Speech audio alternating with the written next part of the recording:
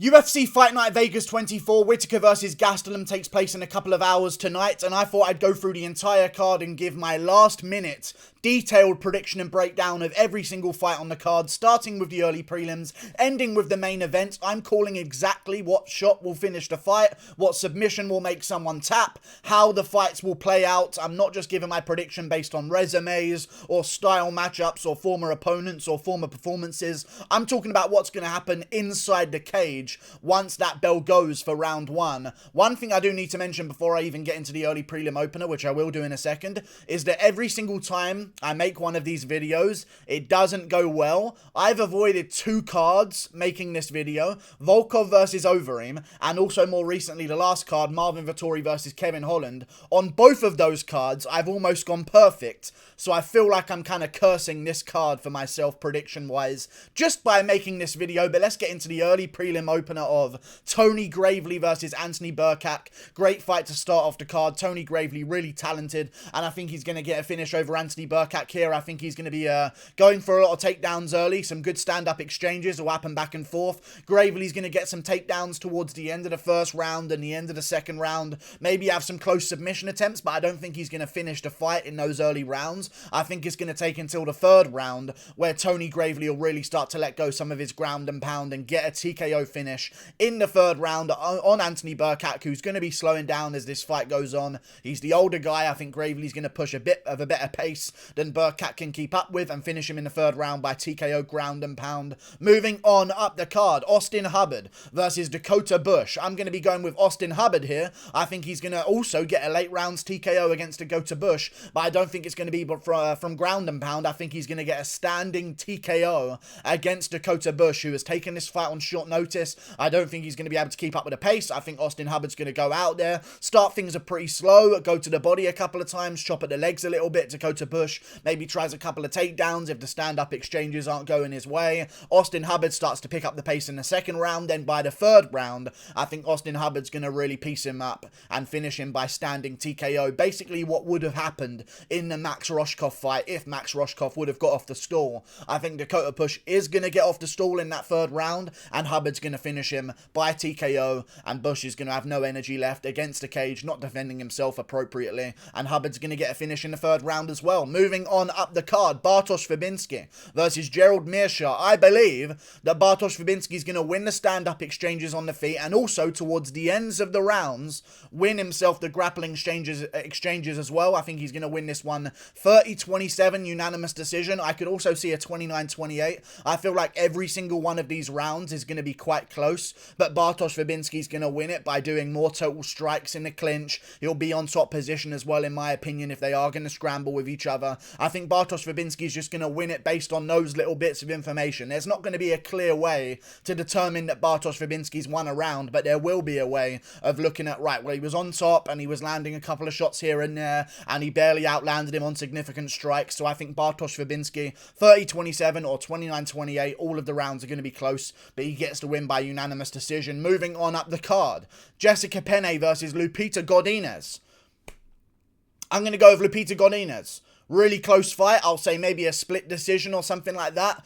Maybe a majority decision. I don't even know what they're going to go with, but I think it's going to be a very close fight. She'll win it by decision, just being better everywhere than Jessica Penne, being a little bit more athletic as well. I think she'll just push a better pace and just be more athletic and strong enough to get her down, do enough on the feet as well. Jessica Penne is not going to be able to do too much because she's been out for so long. She's going to, to be honest with you, my main prediction for this fight is that it's going to be an embarrassment to the martial arts. We'll see how it goes. I'm going to call 29-28 Lupita Godinez. Maybe she loses the third because she took it on short notice. Who knows? 29-28 Lupita Godinez. Moving on to Alexandr Romanov versus Juan Espino. Now we get to the interesting ones.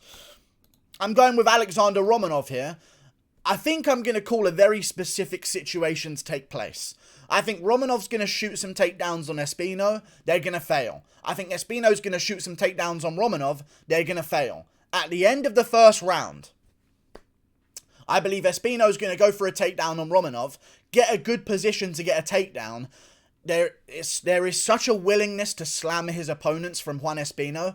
I can actually see him going for a takedown against Alexander Romanov, trying to lift him up to get the takedown, and because of that, falling with Romanov on top of him because of how big Romanov is as a fighter. And I think it's going to be basically a bad takedown attempt from Juan Espino, where Romanov ends up on top in the scramble, and once they hit the canvas, I think Romanov's going to go to work with a TKO to ground and pound in the first or second round. I'm not too sure when it's going to happen. I'll say in the second round, maybe. Both guys are going to fail some takedowns. Maybe it'll be a clinch control fight against a cage in the first round. A couple of shots on the feet here and there when they do break.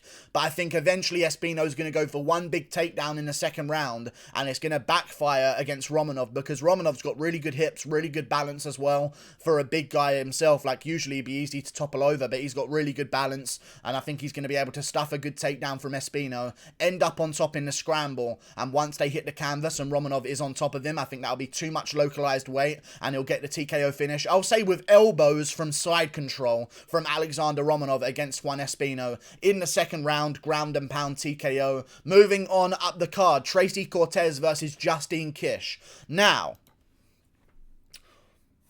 I said decision, but I'm thinking of switching it up to maybe a submission, okay? Because Justine Kish, I feel like her takedown defense is absolutely appalling, and I think that Tracy Cortez will be able to get her down. It's just whether or not I believe that she's going to be able to get the submission. I reckon I'll go for it. Why not go for it? I feel like Tracy Cortez is going to go out there, take her down early at the end of the rounds, win some exchanges on the feet first. Maybe Justine Kish has a couple of moments where she lands some good shots, but Cortez is going to win this fight by ducking under those exchanges and going for the takedowns in the middle of it, just putting Justine Kish on her bum in the early rounds. End of the first round, it'll end with Tracy Cortez on top, maybe in a close submission attempt. I'll say late second round, Tracy Cortez secures the rear naked choke on Justine Kish and makes her tap to a rear naked choke. I think Cortez is going to get the submission here and make a statement. She was close to getting it in her last fight against Stephanie Egger. I think this time she's going to get it against Justine Kish, who in my opinion has a little bit less credentialed grappling than Stephanie Egger does, because Egger was a good grappler coming into the UFC. Justine Kish has been... her takedown defense is not too good. So I'm going to go with Cortez, but I think she'll actually get a finish against against Justine Kish by rear naked choke in the second round. Moving on up the card to the main card. Luis Pena versus Alex Munoz. I believe Alex Munoz is going to win this fight as an underdog, 30-27. I truly believe that's going to happen. I think it's going to be a... No, you know what I'll go with? I'll go 29-28. I say Luis Pena puts up a bit of a good fight. I just think he's going to lose to grappling exchanges here. There might be some moments where he takes the back of Alex Munoz. That's something that Luis Pena does very well. I don't see too much going on the feet here. I think the moments on the feet are just going to be to set up whoever wants to go for a takedown or initiate a grappling situation first. Both guys aren't going to be too effective on the feet, and they're going to try and steal the rounds for themselves by winning a grappling exchange at the end of the rounds. I think Munoz is going to end round one on top, and Luis Pena is going to get round two. Maybe he gets the back for a moment, has some good moments there, attacking for a choke. He wins the second round, but Munoz is going to push the pace in the third, and it's going to be too slippery for Luis Pena.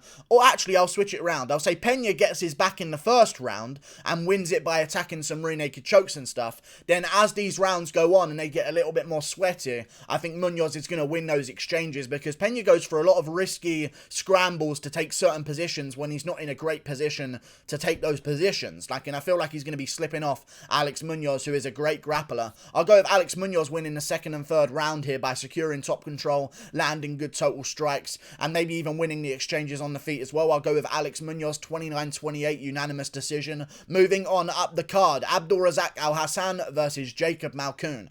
Now, I'll say decision again. I would love to say KO from Abdul Razak Alhassan. I would really love to say KO from Abdul Razak Alhassan. I just don't feel like I can say it with a straight face, because I feel like he's lost a whole bunch of power recently, and no one's really talking about it. Like, Abdul Razak Alhassan used to have this terrifying power and physique as well, may I add. And since he's been off and come back, maybe it's an age thing, because he is a little bit older now at 35 years of age. He's like softened up a little bit in his body, doesn't seem to have the same power, so I think think he's going to win a decision against Jacob Malkoun. 30-27. I think Malkoun's going to show up and it's going to actually be a bit of a scrap. But I don't think he's going to get a win over Abdul Razak Alhassan. I just think Razak will win against the cage. Land some good knees, some good body shots as well. I don't see Jacob Malkoun winning this one, but I do see him making it a bit more of a fight than his last one against Phil Hawes. So I'll go with Abdul Razak Alhassan, 30-27, unanimous decision. Pretty dominant, but Jacob Malkoun's going to show that he can hang in there with a guy like Abdul. But Abdul's going to go out there and win every single round on the feet. Moving on up the card, Andrei Arlovski versus Chase Sherman. I'm going to go with Andrei Arlovski by unanimous decision, and it's going to be fucking boring. I can already tell it's coming. It's an Andrei Arlovski fight, so they are going to be quite boring until a big finish from someone who's KOing Arlovski. Otherwise, it's just going to be a boring cruise to a decision by Andrei Arlovski. But I think Andrei Arlovski is going to go out there and get himself the decision win over Chase Sherman. I'll say Sherman wins the first round, 29-28. Andrei Arlovski overall in terms of rounds, 2-1. I think he'll win the second two. I know he took this one on short notice, but his cardio is much better than Chase Sherman's. And Chase Sherman pushes a hell of a pace as well, so I can see him trying to smother Andrei Arlovski against the cage with some big shots, looking to catch him with those elbows against the cage, but Andrei Arlovski's going to cover up well, get himself the clinch, start working some angles, turn him around on the clinch, and all of a sudden it will look like Chase Sherman's had a little bit of an adrenaline dump.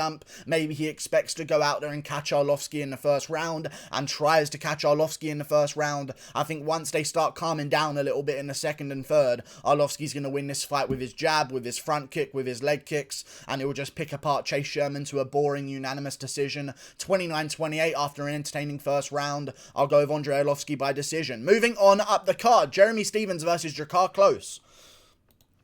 I'm going with Jeremy Stephens. And I think he's going to KO Drakkar Klose. Because when he pushes people, they fucking move. Okay? They really fucking move when Jeremy Stephens pushes him. Okay? I feel like he's going to go out there. And after that push, I think Drakkar Klose is going to be a little bit more willing to exchange with him in that early round.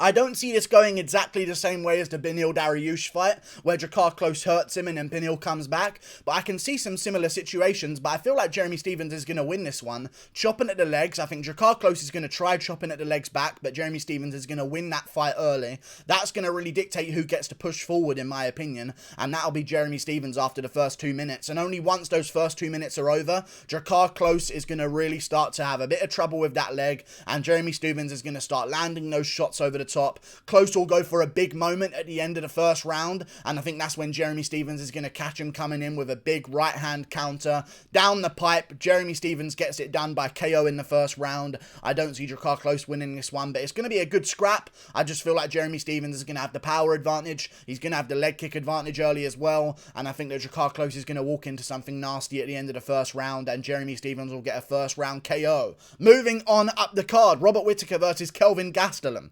I'm going with Robert Whittaker by third round TKO. He called himself a second round TKO. And I know a lot of people are thinking here, if it's going to be a KO, it's going to be Kelvin Gastelum.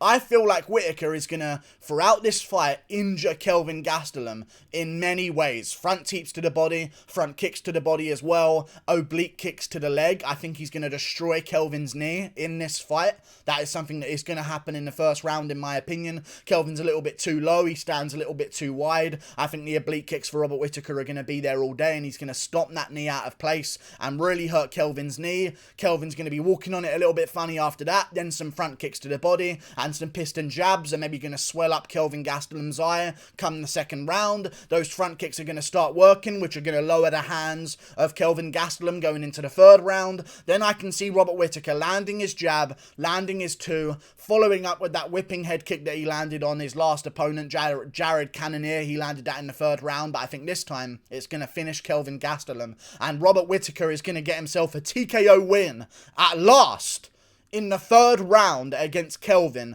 And it's not going to be because Kelvin's chin is not good enough. I just think it's going to be because Kelvin is being injured by Whittaker in so many ways. The jab is going to seal up the eye. The knee, the oblique kick to the leg is going to destroy Kelvin's knee. The front kicks to the stomach are going to really bring down the arms of Kelvin Gastelum. And I think he's just not going to be in a situation where he can have a granite chin and doesn't have a strong enough base to stop these shots from landing with such of this, whatever the word I wanted to use there. Robert Whittaker's going to get a KO in the 3rd round with a head kick. Like and subscribe. Thank you for watching. Plus, head kicks are a lot easier against a shorter opponent, and you can land them farther out as well. So, I'll go with Whittaker by head kick in the 3rd round. Click that button up there. Toodle pip. Goodbye.